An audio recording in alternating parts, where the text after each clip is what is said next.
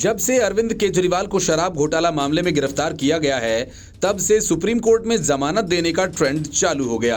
अपराधी भाग नहीं सकता इसलिए जमानत दे दे, चुनाव प्रचार करना है इसलिए जमानत दे दो, ट्रायल शुरू नहीं हुआ इसलिए जमानत दे दो, और कुछ नहीं तो जमानत देना और लेना परम अधिकार है इसलिए ही जमानत दे दो। मतलब कि सुप्रीम कोर्ट में इन दिनों थोक के भाव में जमानत दी जा रही है। हद तो तब हो गई जब पीएम मोदी की हत्या की साजिश रचने वालों के मददगारों तक को जमानत दे दी गई, ये कहकर कि जमानत नियम है और जेल अपवाद। प्रधानमंत्री नरेंद्र मोदी की 2022 में बिहार यात्रा के दौरान गड़बड़ी करने की योजना बना रहे प्रतिबंधित पॉपुलर फ्रंट ऑफ इंडिया यानी पीएफआई के कथित कैडर को अपने घर पर एक हिस्सा किराए पर देने के आरोप में गैर कानूनी गतिविधि रोकथाम अधिनियम यानी यूएपीए के तहत आरोपी एक व्यक्ति को सुप्रीम कोर्ट ने जमानत दे दी। जमानत देते हुए कोर्ट ने अहम टिप्पणी की। सुप्रीम कोर्ट ने जमानत देते वक्त कहा कि जमानत नियम है और जेल अपवाद का सिद्धांत कठोर जमानत शर्तों वाले कानूनों पर भी लागू होगा।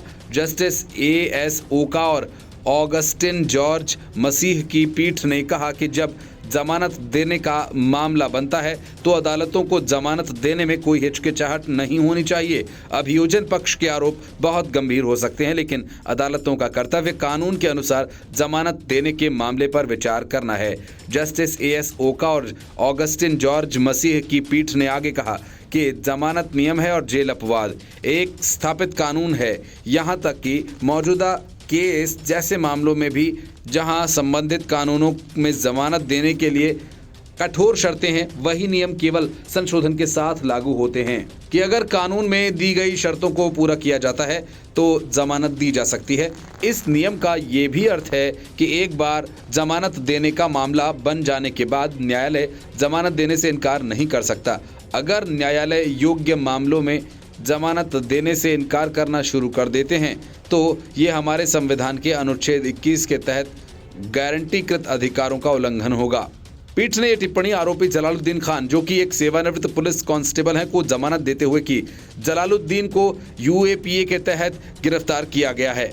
उन पर आरोप था कि उन्होंने पटना के फुलवारी शरीफ में अहमद पैलेस बिल्डिंग की पहली मंजिल, जो कि उसकी पत्नी के नाम पर थी, कथित पीएफआई कैडर को किराए पर दी हुई थी। वहीं जलालुद्दीन की जमानत याचिका का विरोध करते हुए राष्ट्रीय जांच एजेंसी एनआईए ने कहा कि आरोपी नंबर 2 के रूप में सूचीबद्ध जलालुद्दीन खान को 6 और 7 जुलाई 2002 को पहली मंजिल से कुछ सामान हटाते हुए सीसीटीवी फुटेज में देखा गया था। साथ ही आरोपी नंबर 1A, जो प्रतिबंधित student Islamic movement of India यानी सिमी का सक्रिय सदस्य था। जब पुलिस ने विशेष खुफिया जानकारी के आधार पर 11 जुलाई 2022 को छापेमारी की तो वे सामान नहीं मिले जो इसके संकेत मिले थे।